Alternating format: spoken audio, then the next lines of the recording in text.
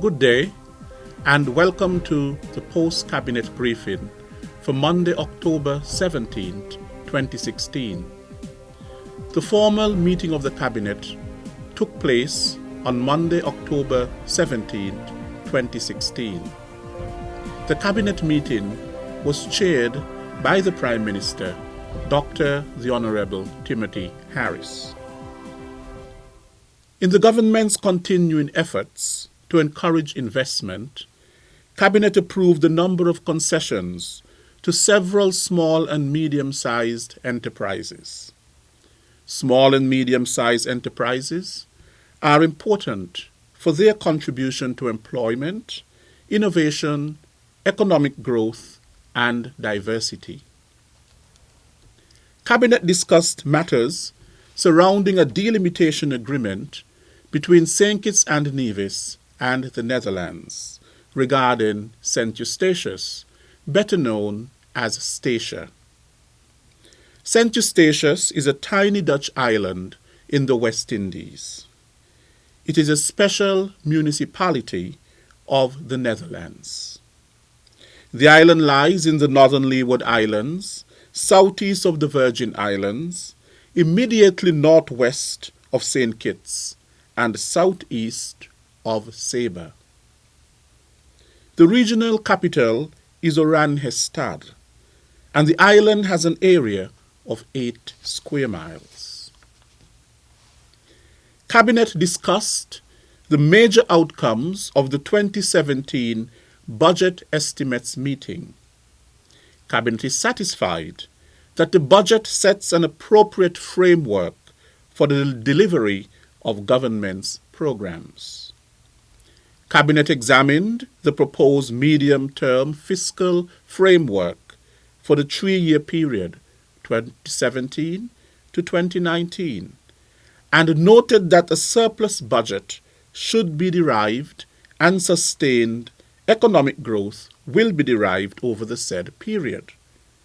In this regard, Cabinet recorded its appreciation to all government ministries for their involvement and cooperation over the 3-day period of planning from October 12th to the 14th. Cabinet approved applications for alien land holding licenses. The obtaining of an alien land holding license is governed by the Aliens Land Holding Regulation Act, Chapter 10(01) of the laws of St. Christopher and Nevis. The act is to make provisions for aliens to obtain licenses in order to hold land or mortgages on land, etc., and to provide for related or incidental matters.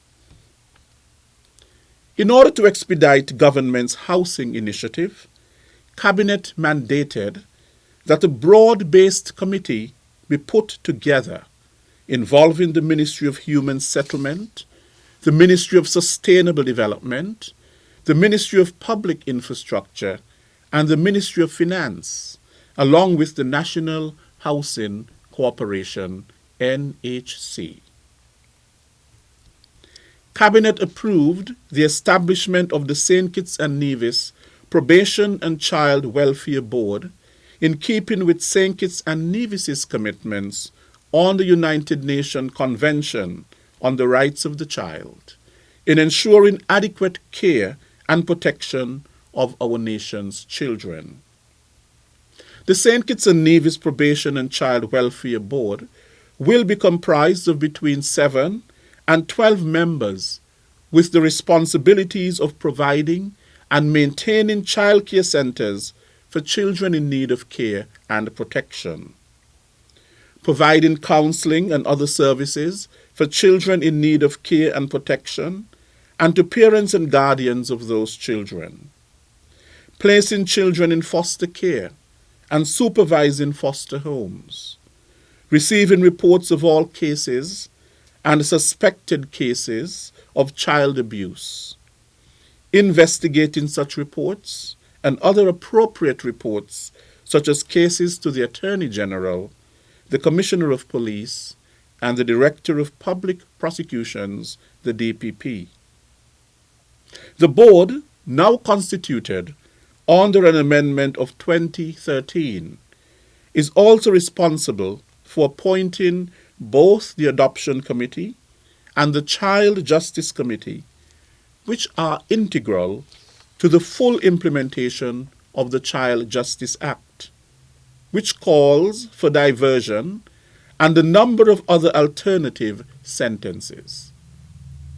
The history of the board has been punctuated with several periods of inactivity which have severely hampered both the juvenile justice system and the protection of vulnerable children.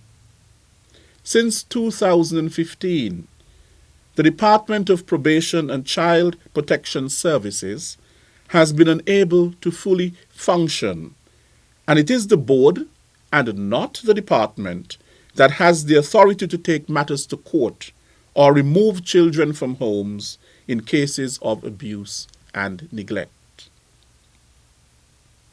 Cabinet approved a number of recommendations relating to the Citizenship by Investment program. These recommendations include an accelerated application process, a review of legislation and regulations, including consideration of a broader pool of initiatives for consideration under the CBI program. The Citizenship by Investment Unit is the government authority which handles all matters concerning citizenship by investment in the Federation of St. Kitts and Nevis. The Citizenship by Investment program was established in 1984, making it the longest established program of its kind in the world. It has distinguished itself from many other similar programs by rigidly enforced investment requirements and meticulous due diligence procedures. The government of St. Kitts and Nevis utilizes this program to attract investors of good character to make a substantial contribution to the development of the Federation. These investors are then given the opportunity to apply for citizenship and passport within the strict guidelines of the law and the relevant regulations. Cabinet received an update from the technical team of the Ministry of National Security, comprising Deputy Commissioner of Police Hilroy Brandy, inter alia. DPP Brandy has responsibility for the Service Improvement Directorate. The Cabinet was apprised of the excellent performance of the security forces as it relates to Operation Safe Streets. Cabinet recorded its appreciation to the governments of the member states of the Regional Security System, the RSS, for giving full support to making St. Kitts and Nevis one of the safest and securest destinations. The Police High Command reported to Cabinet that the support of the RSS has been a success at all levels of engagement. This has been the post-Cabinet briefing for Monday, October 17, 2016. I am Lesroy Williams, Director General of the St. Kitts and Nevis Information Service.